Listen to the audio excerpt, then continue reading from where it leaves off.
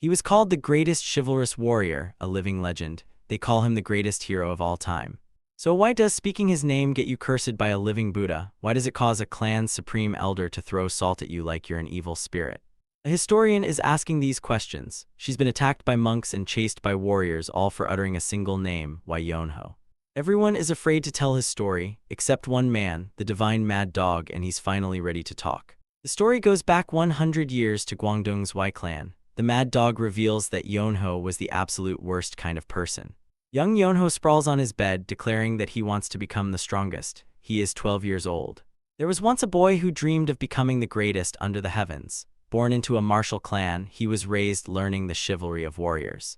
Because of this, he already knew the quickest path to the top was relentless effort. He believes that no matter how gifted a person is, nothing comes without effort, and that effort is the only true way forward. Yet for a boy with such a will, there was one small issue. He glances out the window at the setting sun and decides it is too late to begin today. He sits up for a moment before promptly rolling back over. He sighs, thinking to himself that it is a shame, as today was supposed to be the day he laid the foundations to become the best. He resolves to sleep soundly and train tomorrow. Suddenly, someone enters his room and approaches his bed. A voice tells him to get up. When Yonho does not move, the man roars for him to wake up.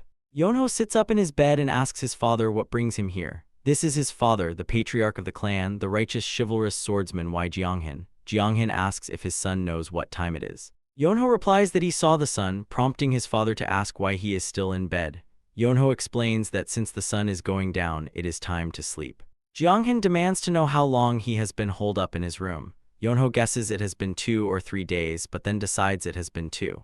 His father bellows that it has been 4 days, and that Yonho has been rolling in a blanket the entire time. He asks if Yonho's back hurts, pointing out that even a bear would flip over from sweat after 3 days. Yonho giggles, explaining that is why he gets up every now and then so his father does not need to worry. This sends his father into a rage. Yonho, sensing the danger, quickly claims that he actually tried to train. His father asks for the result. Yonho explains that every time he opened his eyes, the sun was already setting. When his father asks why that matters, Yonho explains that when the sun sets, one must sleep to wake up early the next day for training. In a flash of fury, his father flips the entire bed over, yelling that he will fix Yonho's rotten attitude today and straighten him out for good.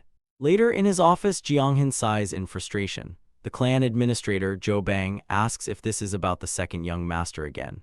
Jianghin retorts, wondering who else he would be worried about. Bang reassures him that the boy will mature soon enough. Jianghin covers his face, saying that it is all his fault. He had left on a martial duel pilgrimage the year Yonho turned 2, leaving behind his wife Han Sangha, his elder son Sanho, the toddler Yonho, and their unborn child, Suryun.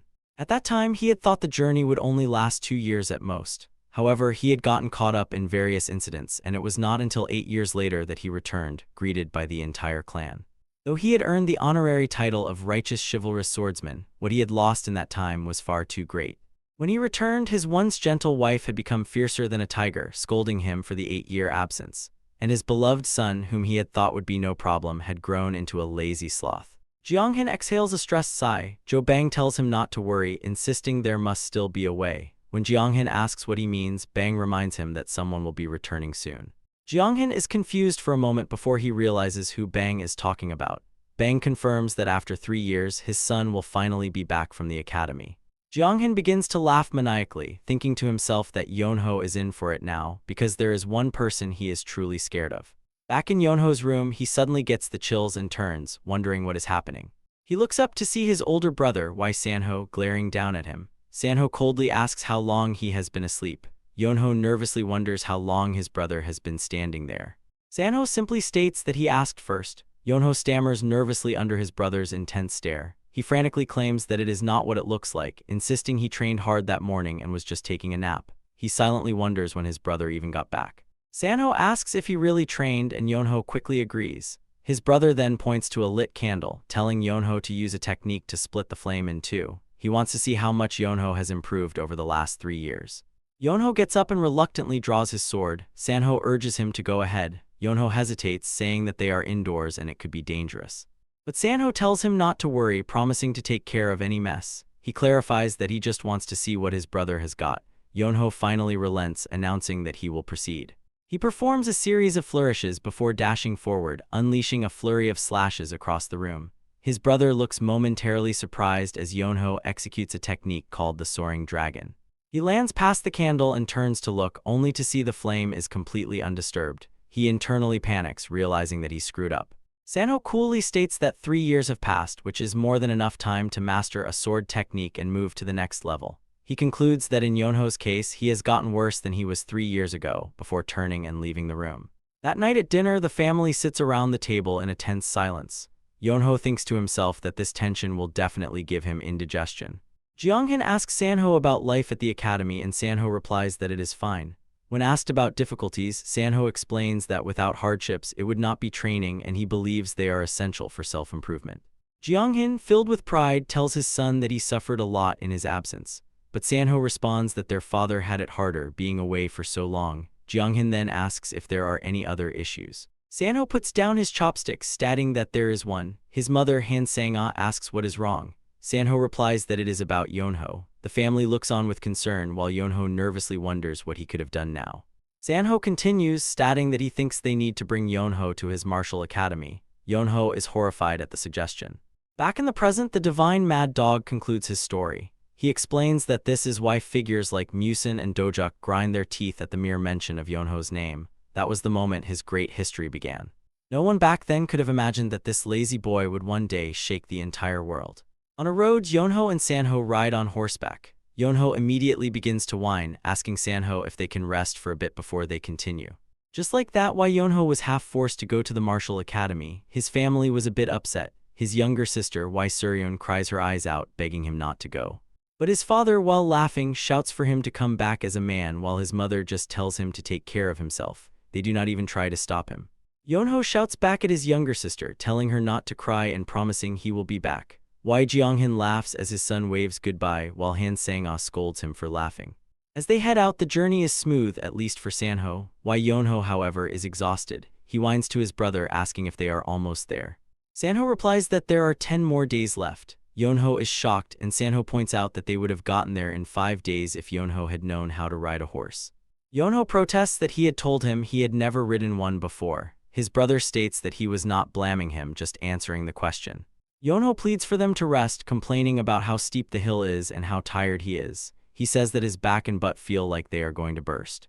He then points to a tree in the distance, nodding that there are people resting over there too. Sanho looks over and realizes they are not just sleeping. He leaps off his horse, and Yonho asks what he is doing.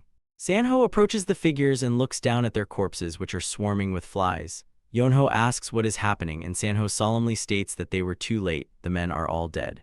Yonho screams in horror. Sanho tells him to look as he removes the clothing from one of the bodies, revealing a wound on the man's chest shaped like a flower. He explains that this is a technique called the flower indulging palm. Yonho asks what kind of name that is. Sanho clarifies that it used to be called the Crimson Flower Palm, but it was renamed because of a rapist named Seo Juak who went around committing evil acts with the technique. Yonho nervously asks if that means a rapist is nearby. Sanho confirms that Seo Juak targets women climbing the mountains and that these bodies mean he ambushed them while trying to get to a woman. In other words, a woman is in danger somewhere near. With a burst of speed, he dashes off, telling his brother to stay there. Yonho shouts after him, questioning if he is really supposed to stay there with corpses, but his brother is already gone. Yonho realizes there is no point in screaming. He looks over in disgust at the rotting bodies and the horses, thinking to himself that he is screwed. Later that night, he complains about what is taking his brother so long, wishing he had just been brought along. He starts to worry that something happened to Sanho, convinced that there is no other reason he would be this late. He hears the howls of animals in the distance, realizing that he needs to do something or he might become a tiger's dinner. A bolt of lightning strikes nearby, startling him as a heavy rain begins to fall, drenching everything. He looks up at the dark sky, muttering to himself that he is really screwed. He then screams in frustration, wondering how he ended up like this. He has loaded the 2 corpses onto the horses and is struggling to push them up a steep, muddy hill. He tells himself that he cannot leave them behind to be tiger food, but he also cannot bury them in the rain. He desperately thinks that he needs to find shelter. As he pushes the skittish horse, it grows agitated by the cliff edge and the raging storm. Another flash of lightning scares the animal and it kicks Yonho, sending him tumbling backwards down the hill. He screams as he falls, hitting his head and back before landing in a pile of leaves at the bottom. He groans, cursing the horse, but as he looks around, he realizes he is in a cave, sheltered from the rain. He shouts in joy, ecstatic that he found shelter. The two horses, still carrying the bodies, follow him into the cave. Yonho ties their reins to a rock, sighing that he cannot even hit them. He looks at his drenched clothes and mutters that this is why he prefers to stay home. He had left a mark outside the cave, hoping his brother would find him, but he is still worried. With nothing else to do, he lies down and tries to sleep. As he drifts off, he worries about his brother, hoping that nothing has happened. He reassures himself that his brother is strong and will surely be fine. He soon falls asleep. While he is sleeping, the horses chew through their ropes and wander off, leaving him alone. The day passes and night falls again. A mysterious blue aura begins to envelop Yonho. He starts to float in the air, drifting deeper into the cave while still fast asleep. His body then phases through the solid rock at the back of the cave and vanishes. When he wakes, he finds himself in a strange place filled with a swirling green mist. He thinks it is odd, but that it looks like the cave he was in. He wonders if he rolled deeper in his sleep. A voice then calls out to him, calling him a fated human. Yonho screams and falls to the floor, looking around in terror. A glowing blue orb appears before him, welcoming him to the fated place and calling him the successor of its radiant sword. Yonho asks if the sparkling thing is talking. The orb explains that it has transcended the restraints of a physical being and is speaking from beyond time and space. It tells Yonho that if he accepts its will, he will rule the world. Yonho freaks out, realizing that it is a ghost. The will tells him not to be afraid, explaining that it is already dead and only its will remains. It had prepared this for whoever came after it, so Yonho should accept it without doubt.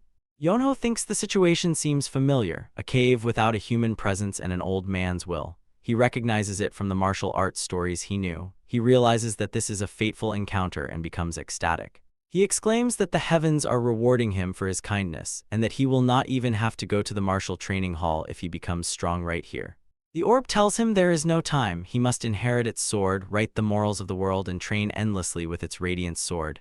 Yonho eagerly agrees to everything.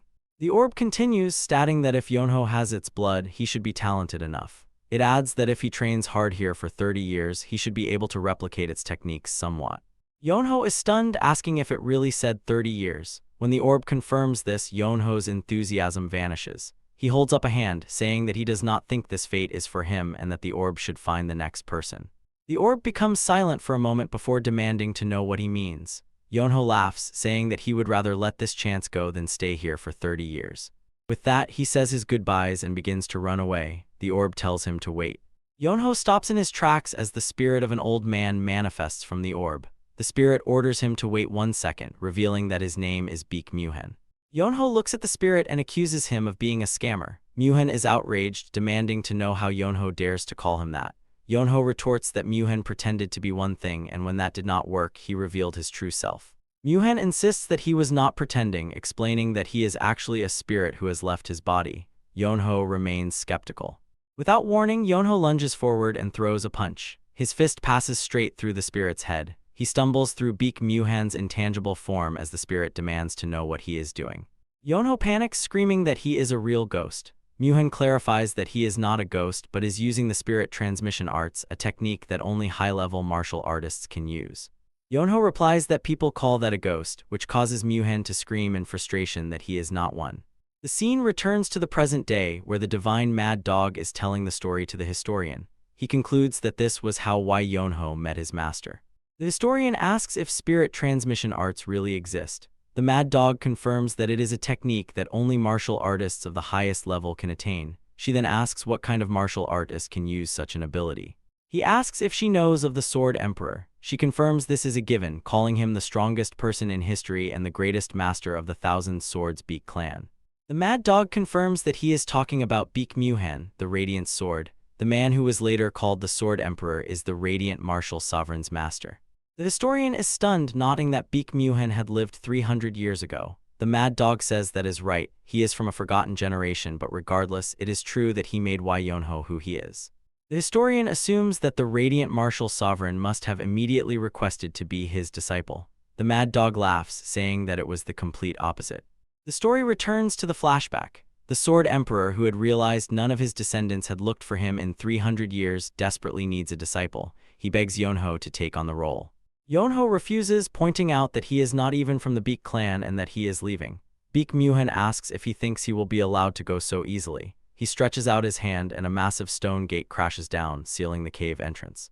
Yonho looks up, confused. Muhen taunts him, explaining that with his current abilities, Yonho will never lift or break the super thick gate, but if he learns his martial arts, he will be able to cut it like paper.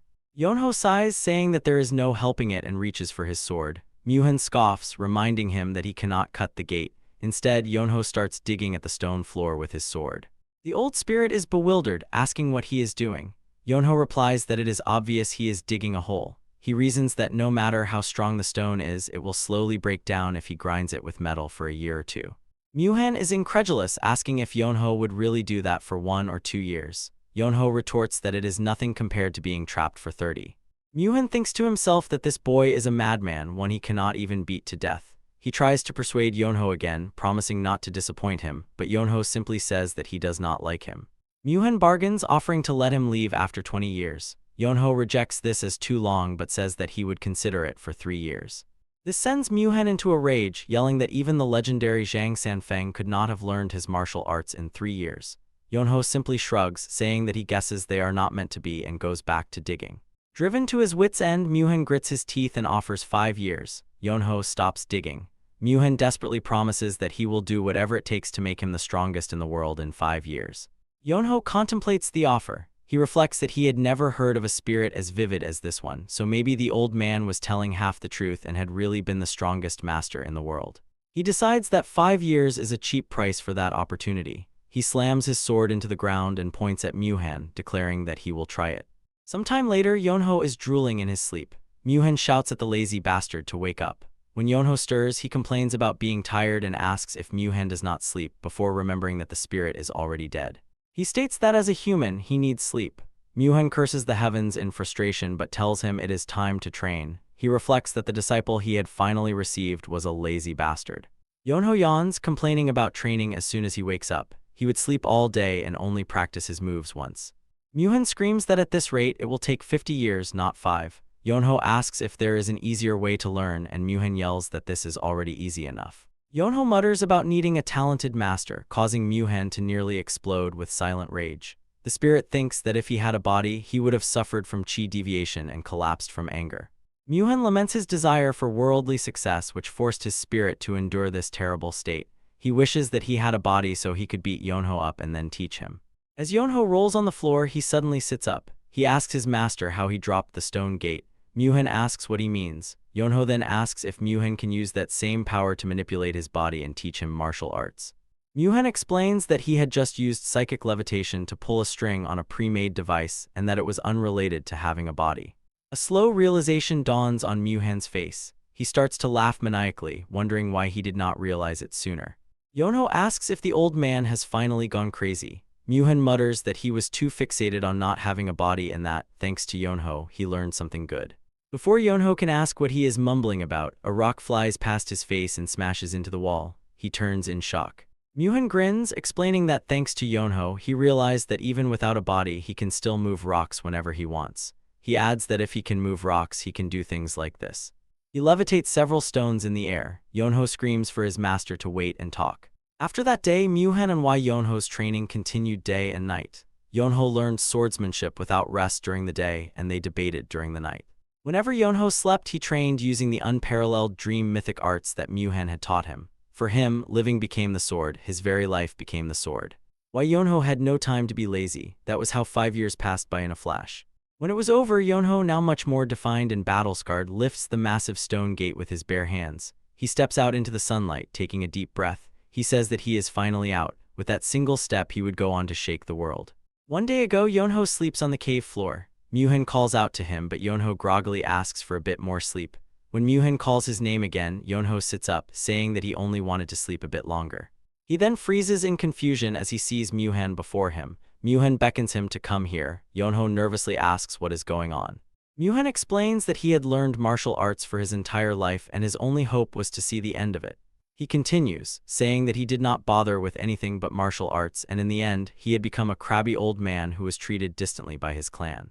Yonho wonders what is wrong with his master, thinking that this is very unlike him. Muhan continues, admitting that it was obvious why his clan did not come looking for him. He had abandoned his children and family for the sake of martial arts. He had thought that seeing the end of martial arts would give him everything, but he was wrong. He believes that martial arts are what humans do, so walking that path without people is meaningless. He thanks Yonho for helping him realize that. He explains that for the first time he had taught someone. He was angry and annoyed, but he also felt happiness and learned joy from seeing Yonho grow. Through that, he also learned about fondness. Yonho asks what is wrong with his master, saying that he is acting as if they will never see each other again. Muhan confirms that it is time. Yonho is shocked, accusing him of trying to trick him. He protests that Muhan had said they would train for 30 years and that it has only been 5, so he has to exist for another 25 years. Muhan acknowledges that he did say that. When Yonho demands to know what the deal is, Muhan explains that the internal chi he had given him in the form of an elixir to sustain him is not easy to maintain. He has no more power left, so it is time to say goodbye. Yonho asks why Muhan did not tell him. If he had known, he would have left, found food, and come back to train.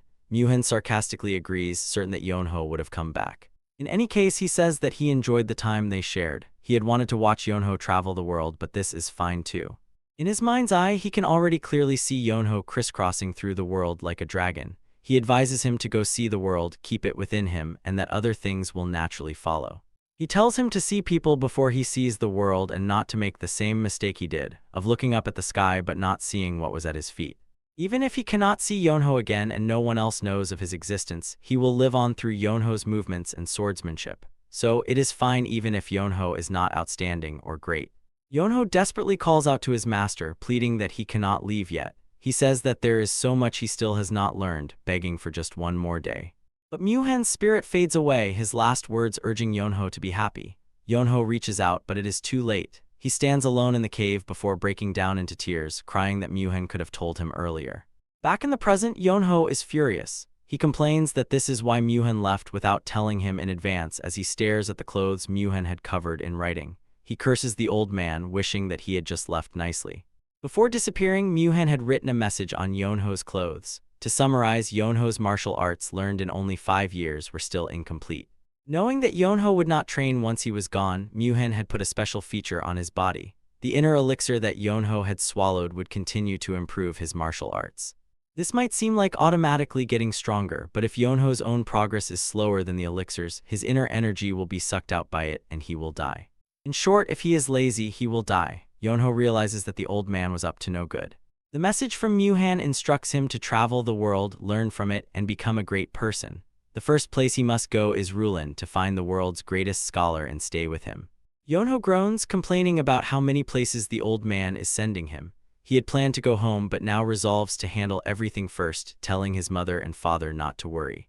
He tells himself that he has to do what he must and gives a final bow to the cave. He mutters that his master is bothering him until the very end. He starts walking and wonders where Rulin is and how to get there. Back in the cave, Muhan's spirit briefly reforms. He laughs like a demon, saying that if Yonho does not learn about the world, he will dry up like a mummy and die. He believes he cannot let Yonho just live in some random place in the middle of nowhere. The world is too broad and it would be a waste of his martial arts. He calls Yonho a bastard before his spirit fades away for good, his last thoughts wishing for Yonho's happiness. Time passes and Yonho arrives in a city called Kaifeng. He looks ragged and corpse-like. He approaches a man sitting on a log and asks if this is Kaifeng. The man, the beggar sect branch leader Jang Il, confirms it, looking wary. Yonho says that he has something to ask. Jang Il asks if he has money and Yonho questions if he has to pay. Jang Il insists that nothing in this world is free. He notes that Yonho's voice sounds young but his face looks 50, and that he seems more like a ghost than a person. He says that he would do it for free since they are in the same field, but rules are rules. When Yonho asks what he means, Jang Il clarifies that it is obvious they are both beggars. Yonho protests, asking how he looks like a beggar. Jang Il scoffs, saying that he obviously is one and that if he has no money, he should leave and come back after begging. Yonho asks why he would beg when he is not a beggar. Jang Il explains that it is not that beggars beg, but that once a person begs, they are a beggar. He tells Yonho that he looks like he could make money just by putting a basket in front of himself, wondering why he is wasting his talents. An idea strikes him and he asks if Yonho wants to work with him. The scene jumps forward, showing Yonho surrounded by a massive pile of coins. Jang Il is ecstatic, celebrating that they earned half a year of operating costs in half a day. He calls Yonho the god of wealth. He then asks what Yonho wanted to know. Yonho requests a list of locations, hobbies, and specialties of famous scholars and blacksmiths, along with many other things. Jang Il agrees to tell him but instructs him to come back in 7 days. Yonho replies that he has nowhere to go, so he will just stay there. Jang Il reluctantly agrees. A few days later, Jang Il would regret those words. One of his men runs to him, shouting that there is trouble and that the beggar sect is going to starve to death. When Jang Il asks what is going on, his subordinate leads him to a crowd where wealthy patrons are shouting at two beggars, telling them they are fakes. As Jang Il and his subordinate reach them, Jang is stunned. One wealthy patron points his finger at Yonho and declares that if they are beggars, they should beg like him.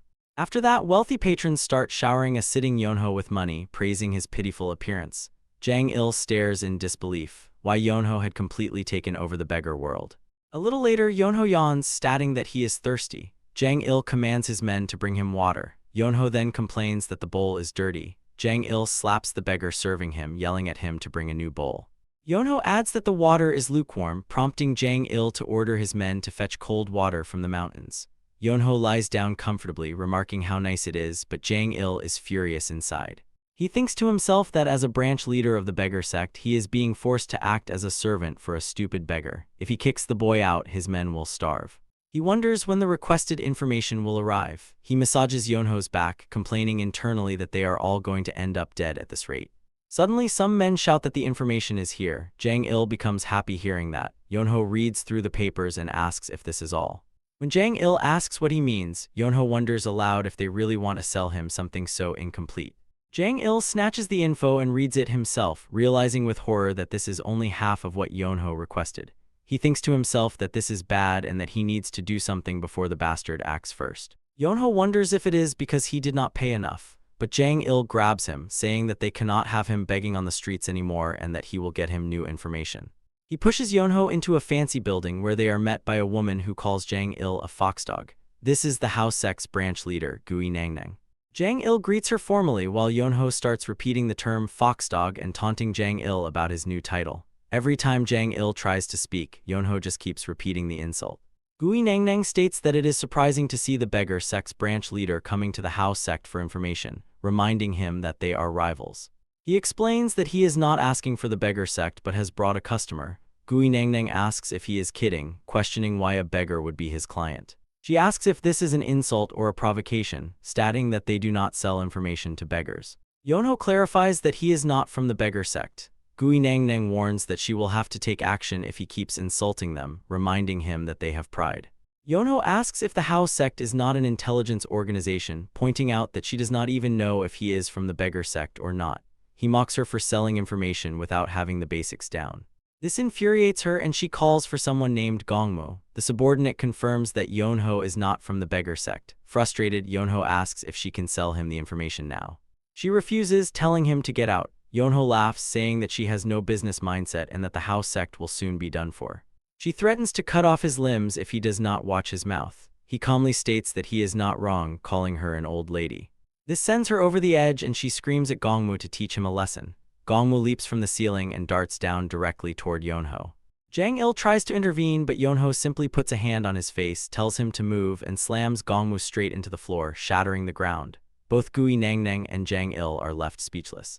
Yonho sighs, saying that he is sorry. He explains that it is just his instinct to counterattack when someone tries to hit him, and that it would have been easier if he had known an attack was coming.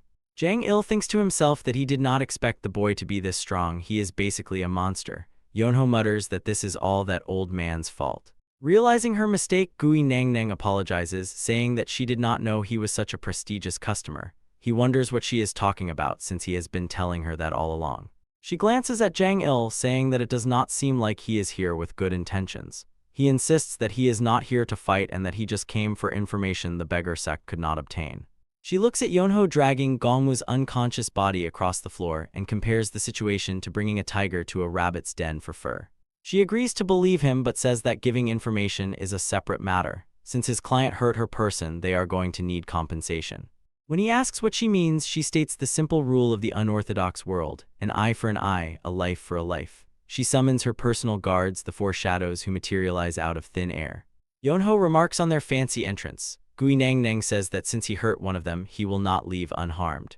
Yonho sighs, asking if it is that hard to understand. He repeats that it was a mistake and that he only hit him lightly because he was attacked first. She internally curses Yonho, the skeleton-looking man, and repeats her creed about taking blood for blood.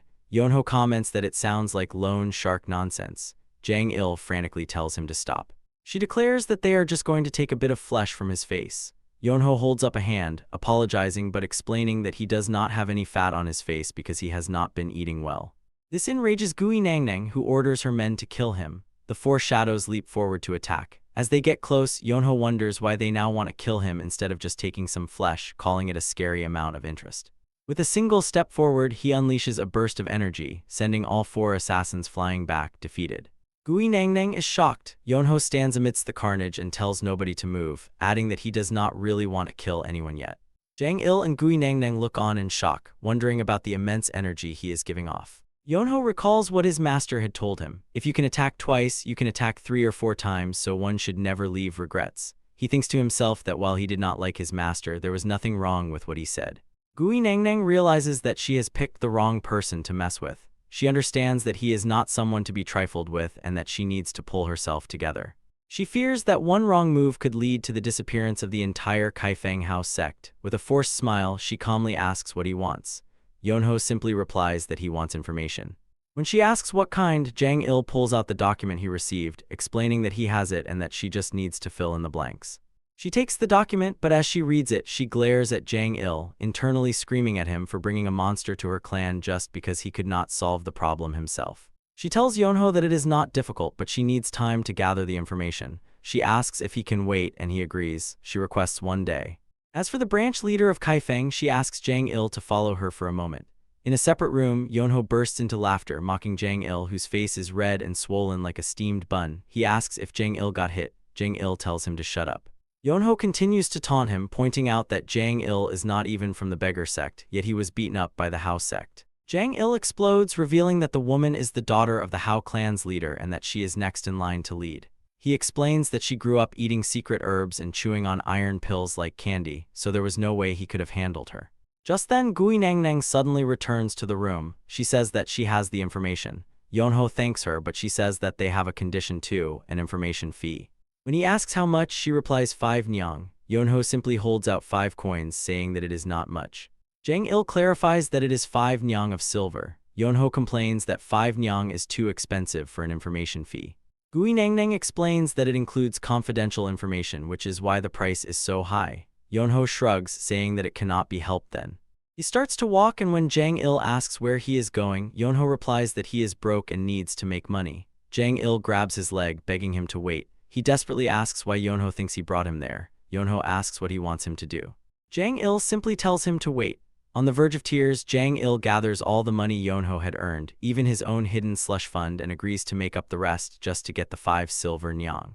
His heart aches as he hands over the payment. Yonho casually asks if he is crying. Jang Il yells at him, complaining that he emptied his secret stash for just a few documents.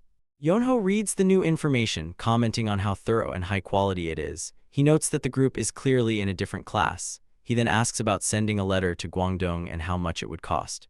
Gui Nangnang says that it is more expensive than standard delivery, but that he can pay by answering a few questions. She asks for his name and age. He tells her his name is Yonho and he just turned 17. Jang Il is shocked that he is younger than him. Gui Nangnang is also stunned, thinking that there is no way someone that young could give off such a powerful aura. She repeats the name Yonho to herself before a realization dawns on her. She asks in a panic if he is Yonho, the second son of the noble Guangdong Y family. When he asks if she knows of him, she confirms that his family had even requested their help to find him. Jang Il is equally surprised, asking if he is Sanho's younger brother. When Yonho asks if Jang Il knows his brother, he excitedly replies that they are friends. Gui Nangnang confirms that the letter is going to the Guangdong Y family, explaining that it will take at least 10 days to arrive. Yonho calmly states that after waiting 5 years, 10 days is nothing. She then offers him a red cloth, explaining that it is a sign that he is a VIP client of the Hao sect. If he ties it wherever he is staying, one of their agents will find him. Yonho wonders about the fee, but Gui Nangnang waives it. She internally muses that having a connection with a 17-year-old who can overpower civil and military officers alike cannot be a bad thing. She tells him that it is a special exception, as they would not want what happened to damage their relationship. Yonho just shrugs, saying that nothing much happened. Jang Il protests, pointing to his empty pockets and panda-like eyes, but Yonho tells him that is just how things go. As they walk through the streets, Jang Il laments his lost money. Yonho advises him that a beggar should not be greedy for money and should focus on his duty. Jang Il clenches his fist in frustration, thinking to himself that he cannot even beat the crap out of Yonho in broad daylight. He asks if they are done with Kaifeng now that they have the intel. Yonho tells him to wait as there is another problem. When Jang Il asks about it, he happily exclaims that he does not have any money. Jang Il screams in rage. Gui Nangnang watches from her balcony and tells Gongmu to send word to the main clan that the second son of the Guangdong Wei family who went missing will come back as a martial arts master. The scene shifts to the Songlan Hanlin Great Academy where a man is calmly sipping tea. He is one of the three great masters, Mun Yuhun. His daughter Mun Yunji approaches him, informing him that there is a guest who wants to meet him. He replies that he does not have anything scheduled, and she explains that the guest wants to play Go with him. He perks up at the mention of the game. Soon, Yunji leads Yonho in, announcing that she has brought the guest. Yonho apologizes for the sudden visit. Mun Yuhun welcomes him, saying that a guest drawn by the elegance of a scholar is always welcome. He confirms that Yonho wanted to play Go. Yonho says that it is the only thing he knows how to do. Mun Yuhun agrees to a match, taking the white pieces and telling Yonho to go first. As Yonho takes out the black pieces from a small container, Mun Yuhun looks at his hands and does not expect much skill, thinking that Yonho probably just came for food. He decides to give him a decent match to help him along. But when Yonho places his stone with surprising force, Mun Yuhun is taken aback. He wonders if Yonho is not a beginner. The game proceeds at a rapid pace, with Yonho making his moves almost instantly. Mun Yuhun thinks that his energy control does not match his age. He struggles to keep up as Yonho's moves become faster and more aggressive. His hand trembles as he realizes that this is beyond the level of quick play. Yonho leans back with a smirk, asking if he is going to make a move. Mun Yuhun is surprised, thinking to himself that playing against this man is like facing an angry storm. He reflects that Yonho plays like someone crazed for battle, charging in like a mad dog and biting down like a wolf if he sees even the slightest gain. Truly, he thinks Yonho is a war demon. After the match, Mun Yuhun declares that it was a good game, nodding Yonho's unique style. Yonho thanks him, explaining that it is thanks to being scolded by a bad master. When Mun Yuhun asks if he has a master, Yonho recalls the tormenting training and confirms that he had a sly old man for a master. Yonho then requests to stay for a while, stating that his master told him to spend time in Rulin. Mun Yuhun agrees to help, saying that he will prepare a room and that Yonho can stay as long as he likes. He orders his daughter Mun Yunji to prepare a room and clothes for their guest and to guide him to the bathhouse. When Yonho admits that he has no money, Mun Yuhun laughs it off, saying that he would not ask for payment. In return, he only requests that Yonho occasionally play Go with him or his guests. Yonho agrees and then follows Yunji. In the bath, Yonho sighs in contentment, thinking that this feels nice, even though he used to hate washing so much. He feels like he is about to cry from how good it is, but blames it all on that troublesome old man. Meanwhile, Yunji waits outside with his clothes, wondering why her father would accept a guy like him as a guest. Suddenly, Yonho emerges from the bath completely naked, startling her. She screams and throws a cloth at him to cover himself, her face turning red. Once he is covered, she gets a proper look at his cleaned-up appearance and is left completely taken aback. A few days later, Mun Yunji storms up to her father, telling him that he needs to have a word with their guest. She complains that the newcomer does nothing but sleep all day when he is not eating. Her father casually replies that he forgot to ask the guest his name. Yunji grows more irritated, reminding her father that he always said being lazy was a sin and that they must stay diligent. She questions why he is not scolding Yonho, saying that everyone is talking about their lazy guest. Mun Yuhun calmly explains that he likes playing Go because it reveals the true nature of an opponent. He says that a person's life and character are revealed on the board and that Yonho's style is endlessly fierce and fast. He tells his daughter that Yonho must have lived a life so rough and hard that it is beyond their imagination. If he is lazing around now, it only means his life has been incredibly difficult. He compares him to a bird seeking shelter from the rain and tells Yunji to let him rest. Yunji reluctantly says that she understands. Still fuming, she finds Yonho sleeping in a messy room, convinced that her father has been deceived. She decides that she will drive him out herself. She screams at Yonho to wake up, but he just asks her to tell him when the sun is setting. She pulls his blankets off, yelling at him for lazing around for 7 days in a place where everyone else is studying. He coolly retorts that those who want to study should study, and since he wants to sleep, he sees no problem with his actions. Yunji fumes, reminding him of all the chores like washing blankets and cooking. She declares that they will not waste food on someone who just lazes around. When Yonho mentions that her father said he could stay, she fires back that she is the one managing the money. Resigned, Yonho asks what he should do. Yunji points to a massive pile of laundry and tells him to wash it to pay for his meals. She smirks, thinking to herself that there is no way he can finish it in one day. 2 hours later, Yunji returns to find the entire mountain of laundry sparkling clean and neatly folded, with Yonho sleeping peacefully nearby. She stares in shock, wondering how he did it. Not giving up, she takes him to a massive pile of logs, telling him that he has a week to split all of it. She is certain that he will run away, but he finishes the job in a short time and is found sleeping on the woodpile. The same thing happens with dishwashing and cleaning the entire yard. Each time she returns to find the impossible task completed and Yonho fast asleep. She is left utterly dumbfounded, wondering how he can finish everything so quickly. The mad dog explains that letting Yonho into the academy was a mistake made by the three great masters. He says that Yonho brings disaster wherever he goes, and Rulin was no exception. The once quiet Hall of Learning was thrown into utter chaos because of him. It all started with a Go match. Yonho is shown sitting before a Go board swarmed by dozens of challengers. Mun Yu-win had sent invitations across the land, announcing that a master of Go had appeared at the Great Hanlam Academy. An endless line of scholars forms, and Yonho, looking bored, defeats them one after another, simply calling for the next opponent. A scholar faces Yonho across the Go board, sweating profusely. He wonders what kind of move Yonho just made, thinking to himself that it looks like a suicidal play, a stone thrown into a dead end. He considers if it was a mistake but immediately dismisses the idea, knowing that his opponent is the undefeated champion of Hanlam. He concludes that it must be a trick, a bait meant to lure him into a trap, and decides he must avoid it. As the scholar backs off, Yonho trembles with rage. He internally screams, questioning why his opponent is not taking the bait.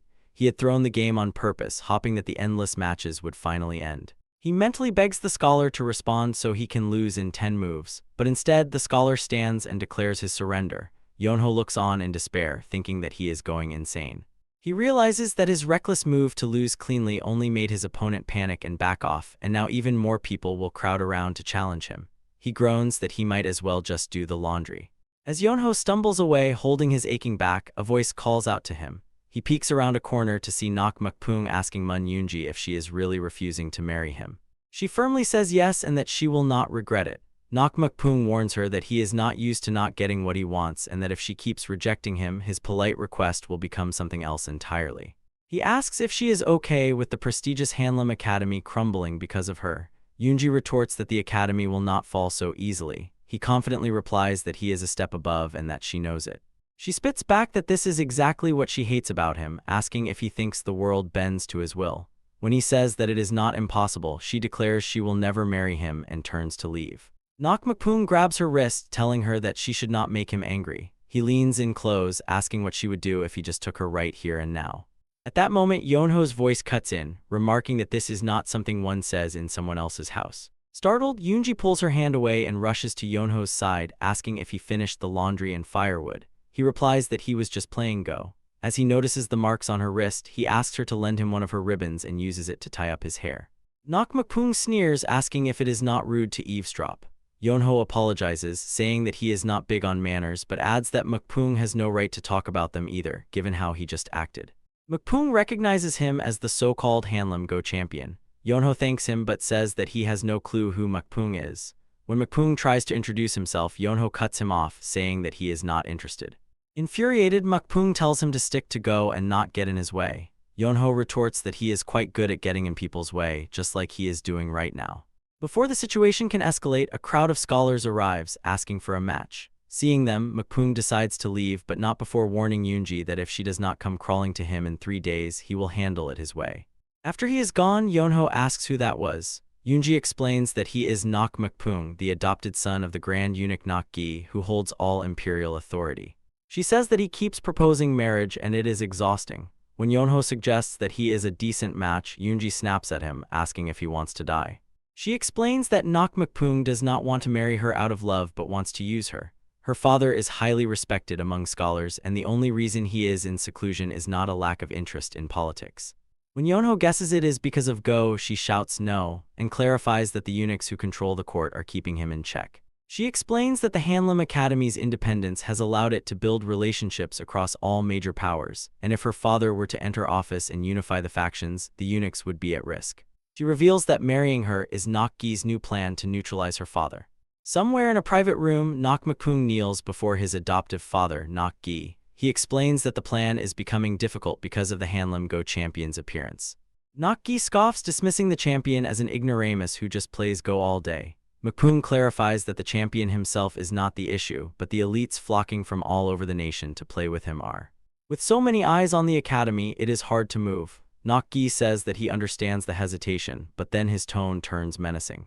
He reminds Mukpung that this mission is not just for his personal safety, but a divine order from him to take control of the court. He states that failure is not an option and that he fears disappointing him more than he fears death. He asks if Mukpung understands, and the terrified man agrees. Nok-gi concludes that sometimes a bold move is necessary. If there are too many elites watching, they should use it to their advantage and cut off all their heads, including the head of the so-called Hanam Go champion.